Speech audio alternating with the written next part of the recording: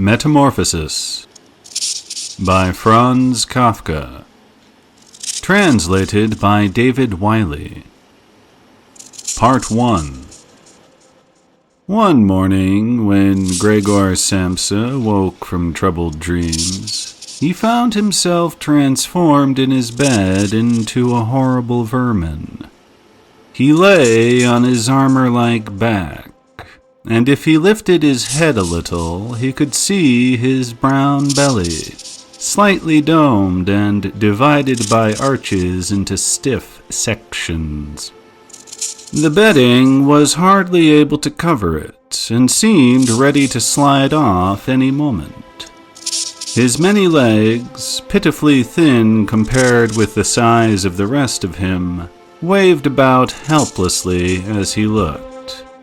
What happened to me? He thought. It wasn't a dream. His room, a proper human room, although a little too small, lay peacefully between its four familiar walls. A collection of textile samples lay spread out on the table.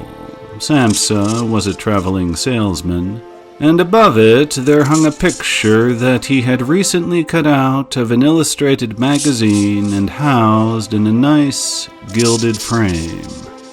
It showed a lady fitted out with a fur hat and fur boa who sat upright, raising a heavy fur muff that covered the whole of her lower arm towards the viewer. Gregor then turned to look out the window at the dull weather. Drops of rain could be heard hitting the pane, which made him feel quite sad. How about if I sleep a little bit longer and forget all this nonsense? He thought. But that was something he was unable to do because he was used to sleeping on his right, and in his present state couldn't get into that position. However hard he threw himself onto his right, he always rolled back to where he was. He must have tried it 100 times, shut his eyes so that he wouldn't have to look at the floundering legs, and only stopped when he began to feel a mild, dull pain there that he had never felt before. Oh, God, he thought. What a strenuous career it is that I've chosen. Traveling day in and day out. Doing business like this takes much more effort than doing your own business at home. And on top of that, there's the curse of traveling, worries about making train connections, bad and irregular food, contact with different people all the time so that you can never get to know anyone or become friendly with them. It can all go to hell.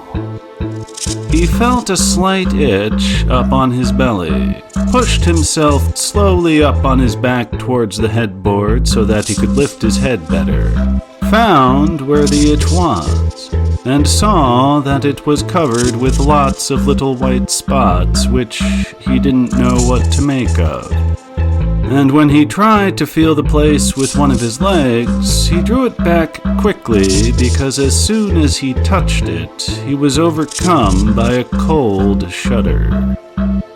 He slid back into his former position. Getting up early all the time, he thought, makes you stupid. You've got to get enough sleep. Other traveling salesmen live a life of luxury.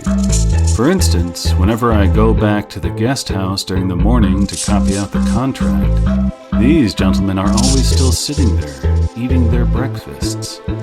I ought to just try that with my boss. I'd get kicked out on the spot. But who knows? Maybe that would be the best thing for me. If I didn't have my parents to think about, I'd have given my notice a long time ago. I'd have gone up to the boss and told him just what I think. Tell him everything, I would. Let him know just what I feel. He'd fall right off his desk. And it's a funny sort of business to be sitting up there at your desk, talking down at your subordinates from up there. Especially when you have to go right up close because the boss is hard of hearing. Well, there's still some hope. Once I've got the money together to pay off my parents' debt to him, another 5 or 6 years, I suppose, that's definitely what I'll do. That's when I'll make the big change. First of all, though, I've got to get up.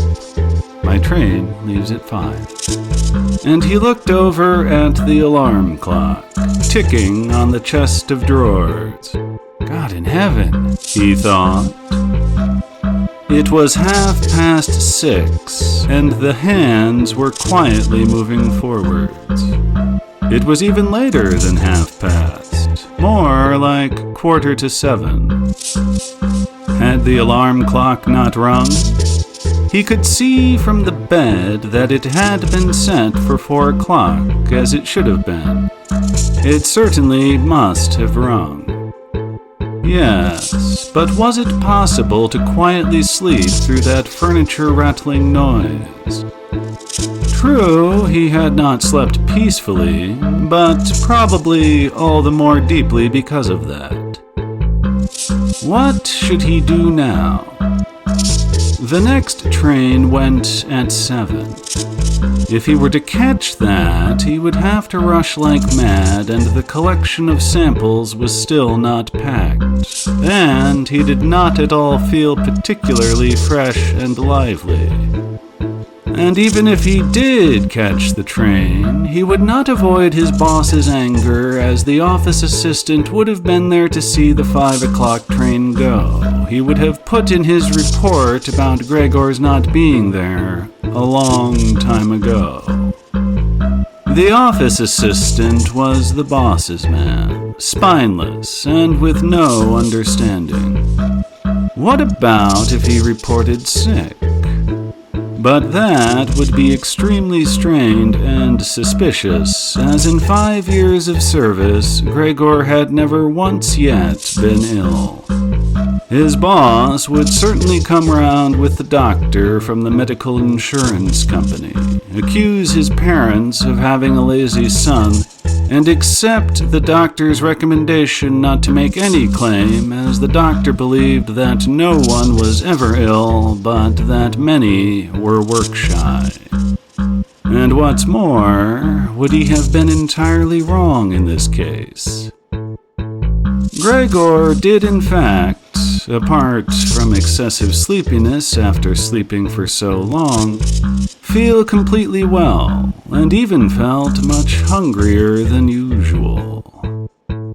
He was still hurriedly thinking all this through, unable to decide to get out of bed, when the clock struck 7:15. There was a cautious knock at the door near his head. Gregor, Somebody called. It was his mother. it's 7:15. Didn't you want to go somewhere? That gentle voice. Gregor was shocked when he heard his own voice answering. It could hardly be recognized as the voice he had had before. As if from deep inside him, there was a painful and uncontrollable squeaking mixed in with it. The words could be made out at first, but then there was a sort of echo which made them unclear, leaving the hearer unsure whether he had heard properly or not. Gregor had wanted to give a full answer and explain everything, but in the circumstances contented himself with saying, "Yes, Mother, yes, thank you, I'm getting up now."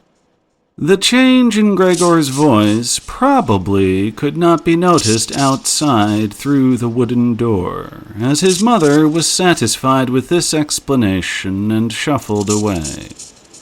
But this short conversation made the other members of the family aware that Gregor, against their expectations, was still at home.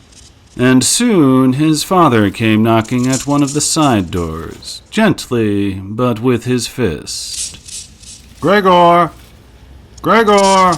he called. "What's wrong?" And after a short while he called again with a warning deepness in his voice. "Gregor! Gregor!" At the other side door his sister came plaintively. Gregor, aren't you well? Do you need anything? Gregor answered to both sides. "I'm ready now," making an effort to remove all the strangeness from his voice by enunciating very carefully and putting long pauses between each individual word. His father went back to his breakfast, but his sister whispered, Gregor, open the door. I beg of you.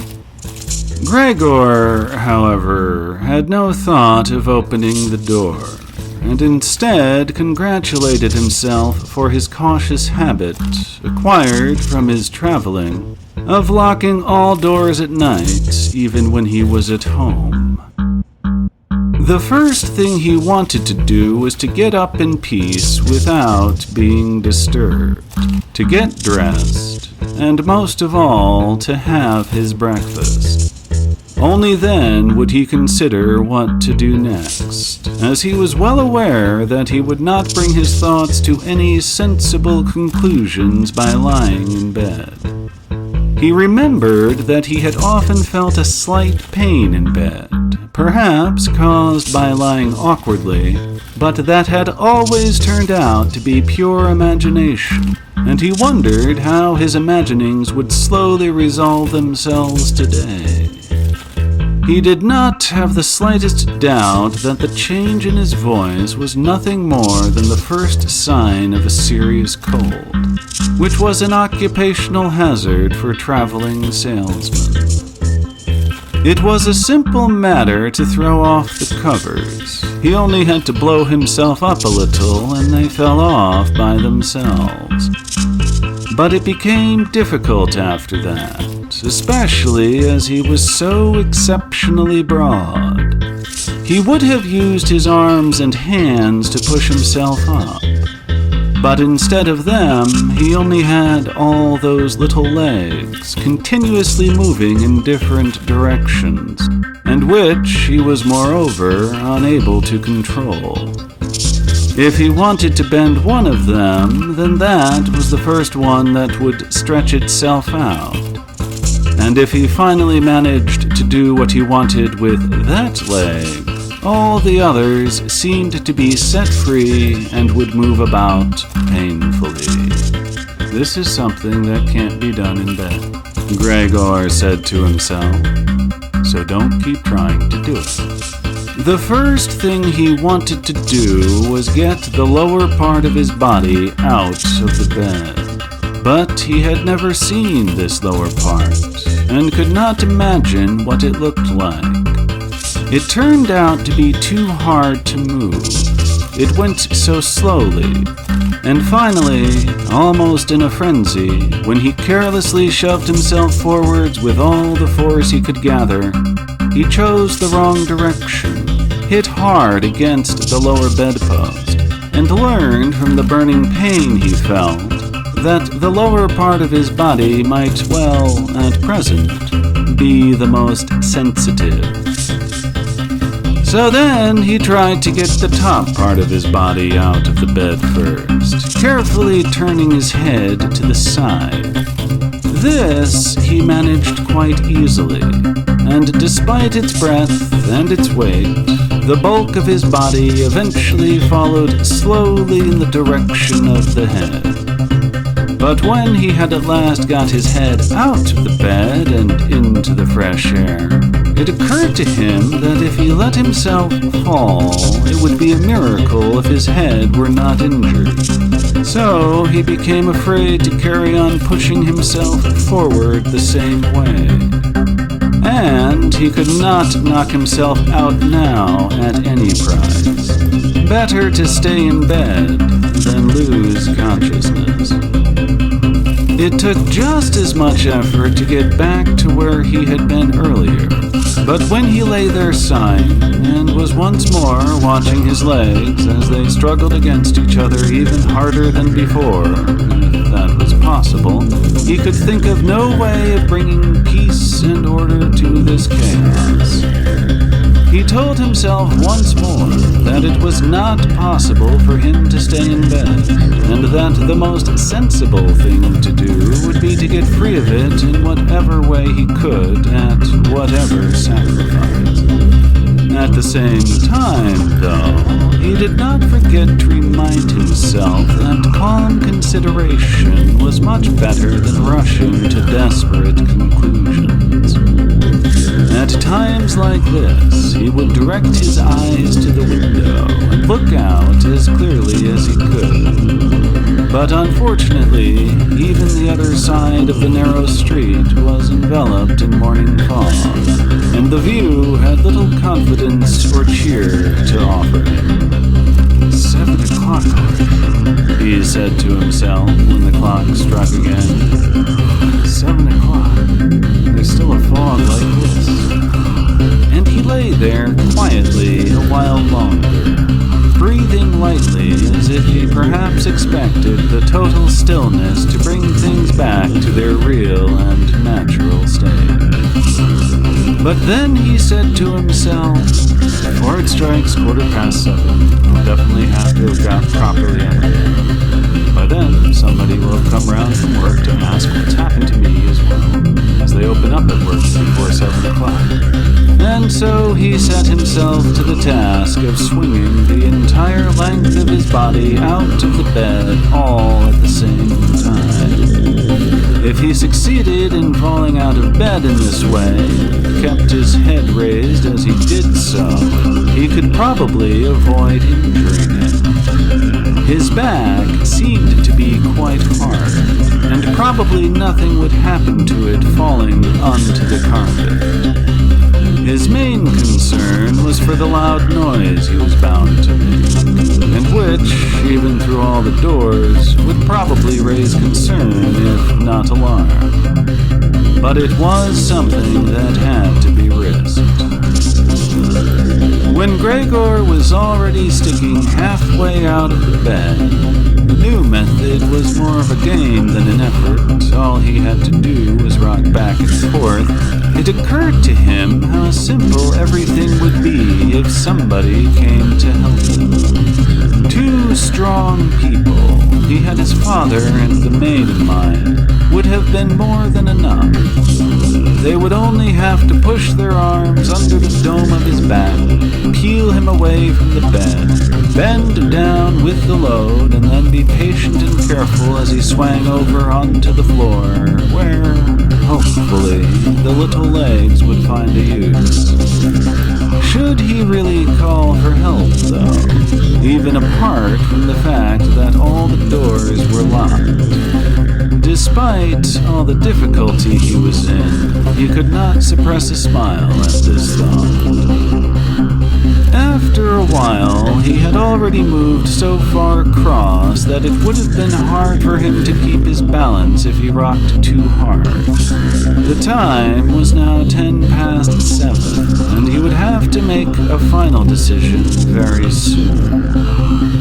Then there was a ring at the door of the flat.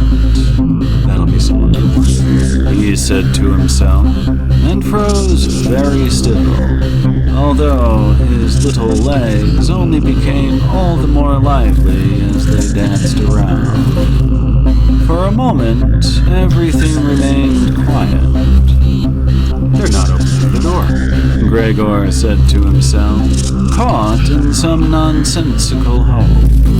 But then, of course, the maid's firm steps went to the door as ever and opened it. Gregor only needed to hear the visitor's first words of greeting, and he knew who it was.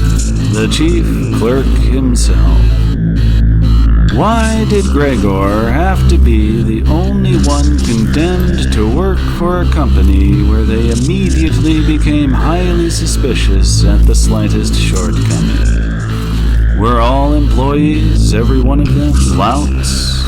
Was there not one of them who was faithful and devoted, and who would go so mad with pangs of conscience that he couldn't get out of bed if he didn't spend at least a couple of hours in the morning on company business?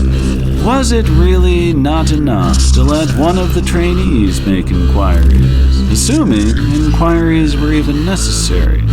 Did the chief clerk have to come himself? And did they have to show the whole innocent family that this was so suspicious that only the chief clerk could be trusted to have the wisdom to investigate it?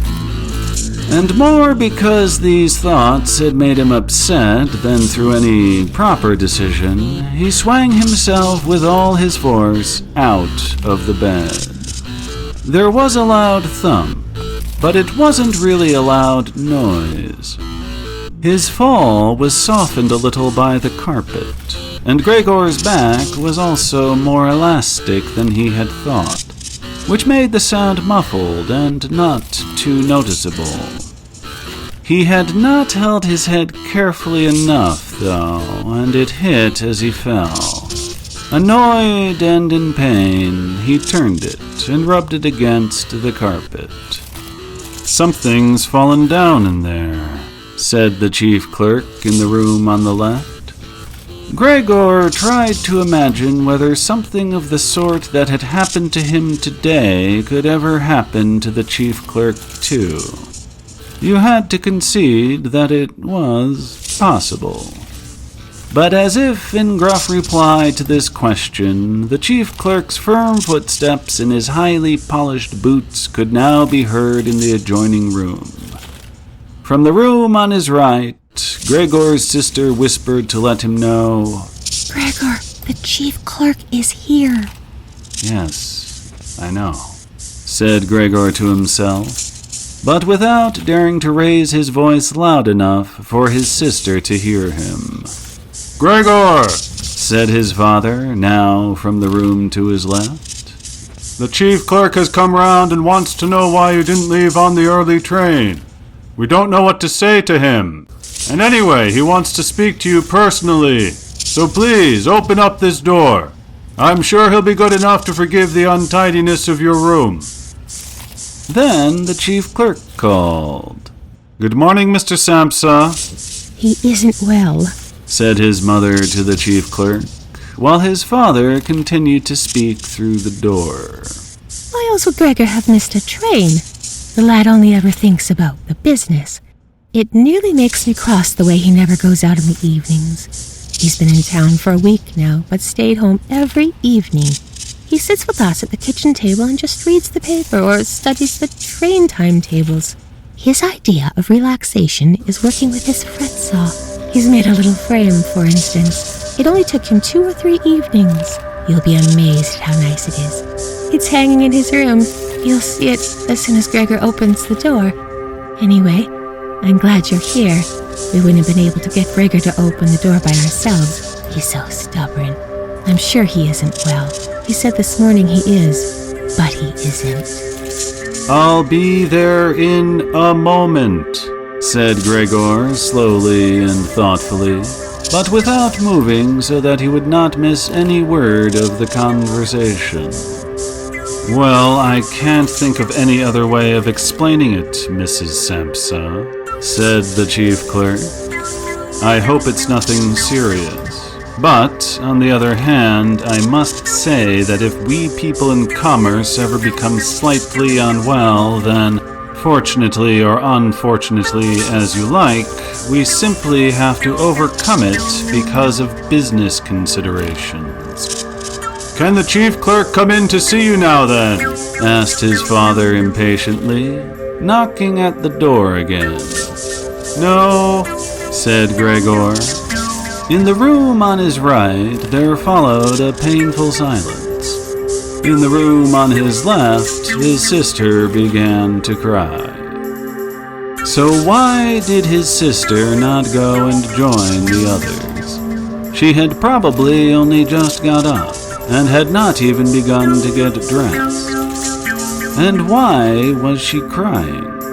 Was it because he had not got up, and had not let the chief clerk in? Because he was in danger of losing his job, and if that happened, his boss would once more pursue their parents with the same demands as before? There was no need to worry about things like that yet. Gregor was still there and had not the slightest intention of abandoning his family. For the time being, he just lay there on the carpet, and no one who knew the condition he was in would seriously have expected him to let the chief clerk in. It was only a minor discourtesy, and a suitable excuse could easily be found for it later on. It was not something for which Gregor could be sacked on the spot, and it seemed to Gregor much more sensible to leave him now in peace instead of disturbing him with talking at him and crying. But the others didn't know what was happening. They were worried. That would excuse their behavior. The chief clerk now raised his voice. "Mr. Sampsa," he called to him, "what is wrong? You barricade yourself in your room, give us no more than yes or no for an answer. You are causing serious and unnecessary concern to your parents, and you fail, and I mention this just by the way, you fail to carry out your business duties in a way that is quite unheard of. I'm speaking here on behalf of your parents and of your employer, and really must request a clear and immediate explanation. I am astonished, quite astonished. I thought I knew you as a calm and sensible person, and now you suddenly seem to be showing off with peculiar whims. This morning, your employer did suggest a possible reason for your failure to appear. It's true. It had to do with the money that was recently entrusted to you. But I came near to giving him my word of honor that that could not be the right explanation.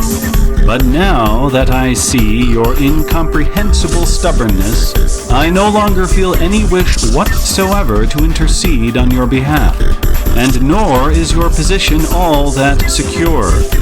I had originally intended to say all this to you in private, but since you caused me to waste my time here for no good reason, I don't see why your parents should not also learn of it. Your turnover has been very unsatisfactory of late.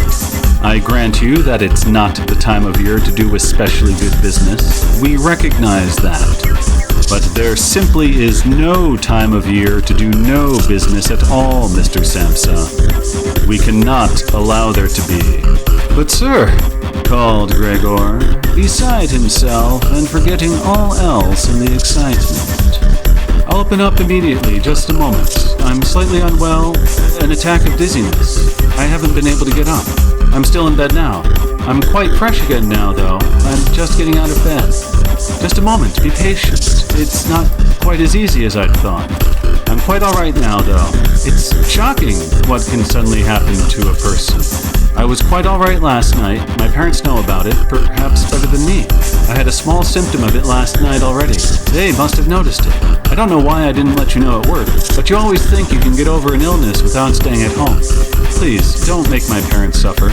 There's no basis for any of the accusations you're making. Nobody's ever said a word to me about any of these things. Maybe you haven't read the latest contracts I sent in.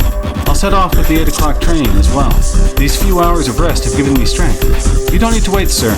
I'll be in the office soon after you. And please be so good as to tell that to the boss and recommend me to him. And while Gregor gushed out these words, hardly knowing what he was saying, he made his way over to the chest of drawers. This was easily done, probably because of the practice he had already had in bed, where he now tried to get himself upright. He really did want to open the door, really did want to let them see him and to speak with the chief clerk. The others were being so insistent, and he was curious to learn what they would say when they caught sight of him. If they were shocked, then it would no longer be Gregor's responsibility, and he could rest. If, however, they took everything calmly, he would still have no reason to be upset, and if he hurried, he really could be at the station for 8 o'clock. The first few times he tried to climb up on the smooth chest of drawers, he just slid down again. But he finally gave himself one last swing and stood there upright. The lower part of his body was in serious pain, but he no longer gave any attention to it. Now he let himself fall against the back of a nearby chair and held tightly to the edges of it with his little legs. By now, he had also calmed down and kept quiet so that he could listen to what the chief clerk was saying. "Did you understand a word of all that?" the chief clerk asked his parents. "Surely he's not trying to make fools of us." Oh, God!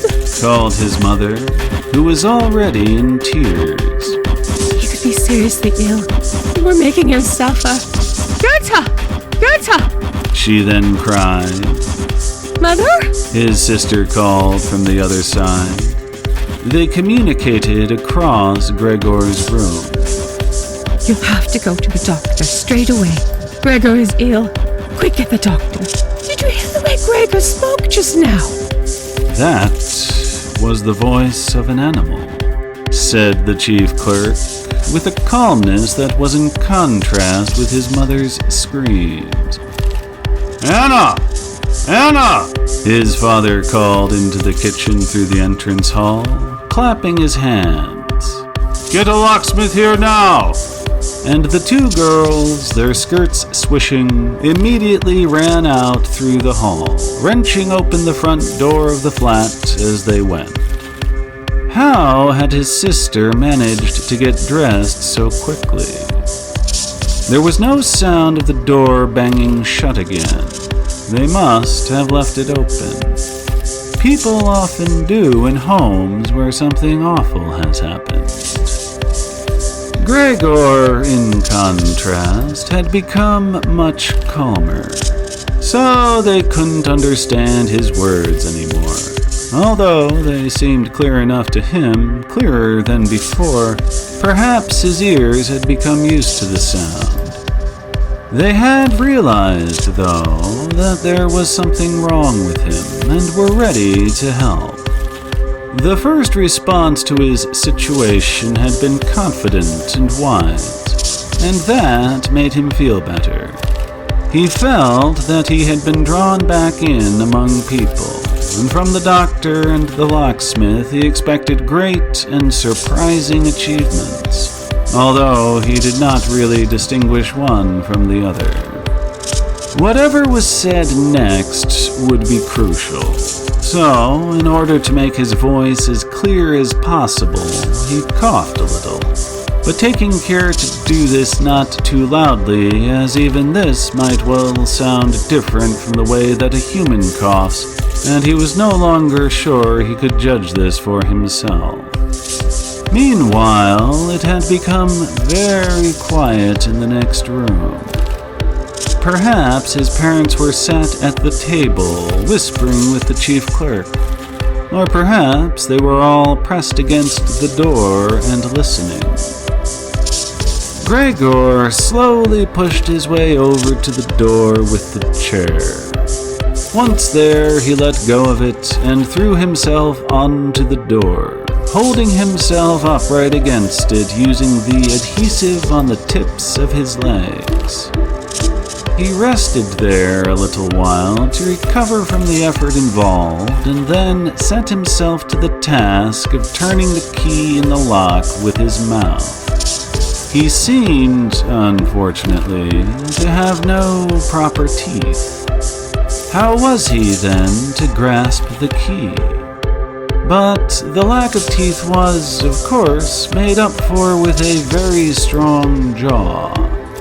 Using the jaw, he really was able to start the key turning, ignoring the fact that he must have been causing some kind of damage as a brown fluid came from his mouth, flowed over the key, and dripped onto the floor. "Listen," said the chief clerk in the next room. "He's turning the key." Gregor was greatly encouraged by this. But they all should have been calling to him, his father and his mother too. "Well done, Gregor," they should have cried. "Keep at it, keep hold of the lock." And with the idea that they were all excitedly following his efforts, he bit on the key with all his strength, paying no attention to the pain he was causing himself. As the key turned round, he turned around the lock with it, only holding himself upright with his mouth, and hung on to the key or pushed it down again with the whole weight of his body as needed. The clear sound of the lock as it snapped back was Gregor's sign that he could break his concentration. And as he regained his breath, he said to himself, "So I didn't need a locksmith after all." Then he lay his head on the handle of the door to open it completely. Because he had to open the door in this way, it was already wide open before he could be seen. He had first to slowly turn himself around one of the double doors, and he had to do it very carefully if he did not want to fall flat on his back before entering the room. He was still occupied with this difficult movement, unable to pay attention to anything else, when he heard the chief clerk exclaim aloud, "Oh!" which sounded like the soughing of the wind. Now he also saw him. He was nearest to the door, his hand pressed against his open mouth and slowly retreating as if driven by a steady and invisible force. Gregor's mother, her hair still disheveled from bed despite the chief clerk's being there, looked at his father. Then she unfolded her arms, took 2 steps forward toward Gregor, and sank down onto the floor into her skirts that spread themselves out around her, as her head disappeared down onto her breast. His father looked hostile, and clenched his fists as if wanting to knock Gregor back into his room. Then he looked uncertainly round the living room, covered his eyes with his hands, and wept so that his powerful chest shook. So Gregor did not go into the room, but leant against the inside of the other door, which was still held bolted in place. In this way, only half of his body could be seen, along with his head above it, which he leant over to one side as he peered out at the others. Meanwhile, the day had become much lighter. Part of the endless gray-black building on the other side of the street, which was a hospital, could be seen quite clearly with the austere and regular line of windows piercing its facade. The rain was still falling, now throwing down large individual droplets which hit the ground one at a time. The washing up from breakfast lay on the table. There was so much of it because, for Gregor's father, breakfast was the most important meal of the day, and he would stretch it out for several hours as he sat reading a number of different newspapers. On the wall exactly opposite, there was a photograph of Gregor when he was a lieutenant in the army, his sword in his hand and a carefree smile on his face as he called forth respect for his uniform and bearing. The door to the entrance hall was open, and as the front door of the flat was also open, he could see onto the landing and the stairs where they began their way down below. "Now then," said Gregor, well aware that he was the only one to have kept calm. "I'll get dressed straight away now, pack up my samples and set off. Will you please just let me leave? You can see," he said to the chief clerk, "that I'm not stubborn, and I like to do my job. Being a commercial traveler is arduous, but without traveling, I couldn't earn my living. So where are you going? Into the office? Yes? Will you report everything accurately then?" It's quite possible for someone to be temporarily unable to work, but that's just the right time to remember what's been achieved in the past and consider that later on, once the difficulty has been removed, you will certainly work with all the more diligence and concentration. You're well aware that I'm seriously in debt to our employer, as well as having to look after my parents and my sister, so that I'm trapped in a difficult situation, but I will work my way out of it again. Please don't make things any harder for me than they already are, and don't take sides against me at the office. I know that nobody likes the travelers. They think we earn an enormous wage as well as having a soft time of it. That's just prejudice, but they have no particular reason to think better of it. But you, sir, you have a better overview than the rest of the staff. In fact, if I can say this in confidence, a better overview than the boss himself. It's very easy for a businessman like him to make mistakes about his employees and judge them more harshly than he should. And you're also well aware that we travelers spend almost the whole year away from the office, so that we can very easily fall victim to gossip and chance and groundless complaints. And it's almost impossible to defend yourself from that sort of thing. We don't usually even hear about them. Or if at all, it's when we arrive back home exhausted from a trip, and that's when we feel the harmful effects of what's been going on without even knowing what caused them. Please, don't go away. At least first say something to show that you grant that I'm at least partly right. But the chief clerk had turned away as soon as Gregor had started to speak, and, with protruding lips, only stared back at him over his trembling shoulders as he left. He did not keep still for a moment while Gregor was speaking, but moved steadily towards the door without taking his eyes off him. He moved very gradually, as if there had been some secret prohibition on leaving the room. It was only when he had reached the entrance hall that he made a sudden movement, drew his foot from the living room, and rushed forward in a panic. In the hall, he stretched his right hand far out towards the stairway, as if out there was some supernatural force waiting to save him. Gregor realized that it was out of the question to let the chief clerk go away in this mood if his position in the firm was not to be put into extreme danger. That was something his parents did not understand very well. Over the years, they had become convinced that this job would provide for Gregor for his entire life. And besides, they had so much to worry about at present that they had lost sight of any thought for the future. Gregor, though, did think about the future. The chief clerk had to be held back, calmed down, convinced, and finally won over. The future of Gregor and his family depended on it. If only his sister were here. She was clever. She was already in tears while Gregor was still lying peacefully on his back. And the chief clerk was a lover of women. Surely she could persuade him. She would close the front door in the entrance hall and talk him out of his shocked state. But his sister was not there. Gregor would have to do the job himself. And without considering that he still was not familiar with how well he could move about in his present state, or that his speech still might not, or probably would not, be understood, he let go of the door, pushed himself through the opening, tried to reach the chief clerk on the landing, who, ridiculously, was holding on to the banister with both hands. But Gregor fell immediately over, and, with a little scream as he sought something to hold on to, landed on his numerous little legs.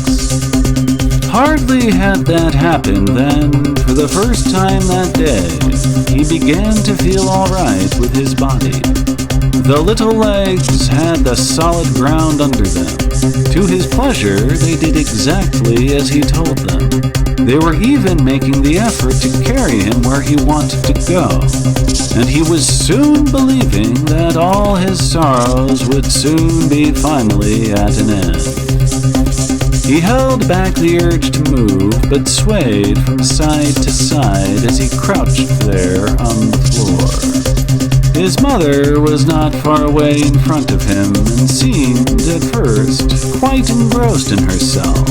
But then she suddenly jumped up with her arms outstretched and her fingers spread, shouting, "Help! For pity's sake, help!" The way she held her head suggested she wanted to see Gregor better, but the unthinking way she was hurrying backwards showed that she did not. She had forgotten that the table was behind her with all the breakfast things on it. When she reached the table, she sat quickly down on it without knowing what she was doing, without even seeming to notice that the coffee pot had been knocked over and a gush of coffee was pouring down onto the carpet. Mother, said Gregor gently, looking up at her. He had completely forgotten the chief clerk for the moment, but could not help himself snapping in the air with his jaws at the sight of the flow of coffee. That sent his mother screaming anew. She fled from the table and into the arms of his father as he rushed towards her. Gregor, though, had no time to spare for his parents now. The chief clerk had already reached the stairs. With his chin on the banister, he looked back for the last time. Gregor made a run for him. He wanted to be sure of reaching him. The chief clerk must have expected something, as he leapt down several steps at once and disappeared, his shouts resounding all around the staircase. The flight of the chief clerk seemed, unfortunately, to put Gregor's father into a panic as well. Until then, he had been relatively self-controlled. But now, instead of running after the chief clerk himself, or at least not impeding Gregor as he ran after him, Gregor's father seized the chief clerk's stick in his right hand. The chief clerk had left it behind on a chair, along with his hat and overcoat, picked up a large newspaper from the table with his left, and used them to drive Gregor back into his room, stamping his foot at him as he went. Gregor's appeals to his father were of no help. His appeals were simply not understood. However much he humbly turned his head, his father merely stamped his foot all the harder.